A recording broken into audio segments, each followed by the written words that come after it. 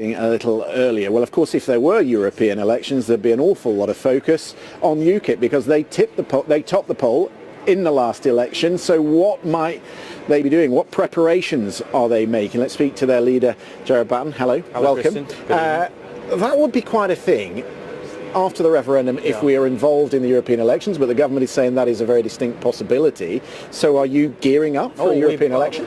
We don't want there to be European elections because that effectively means that we haven't left the European Union, and it's unlikely that we will. So we don't want them, but it's my duty to prepare for it, which is what I've been doing now for some weeks.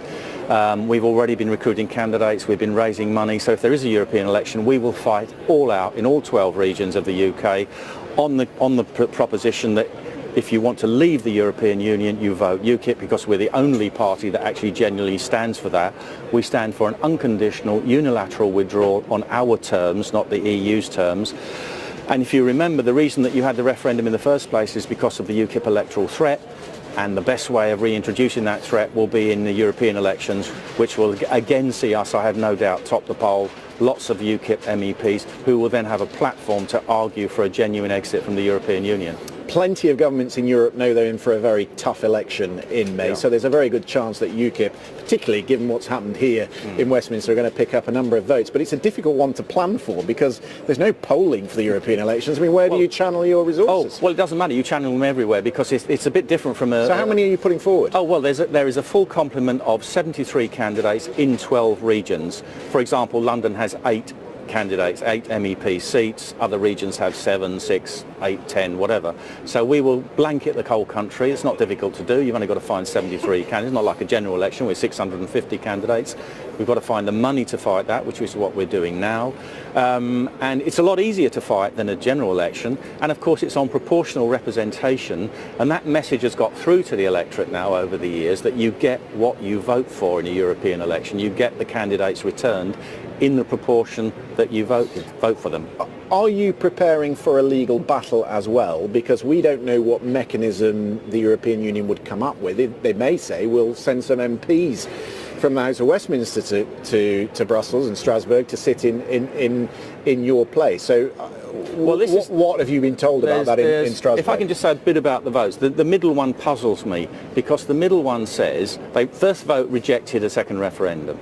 The middle vote says that if Parliament votes for Mrs May's deal on the third attempt next week, OK, so we're leaving on the 29th of March then, but then they're asking for an extension until the 30th of June. Now, why would that be? That doesn't make sense because there won't be any... to get the legislation through. The Withdrawal Act already says that that makes provision for doing all that. There's an awful lot of legislation that goes with the Withdrawal Act. You've got to put it into law. But you could have still left the European Union because, as I've been arguing all these years, all EU legislation has been passed into Acts of Parliament or regulations. So it all stays in place. So there wouldn't be a problem that affects the European Union. It would just be a question of changing that legislation, however it needs to be changed.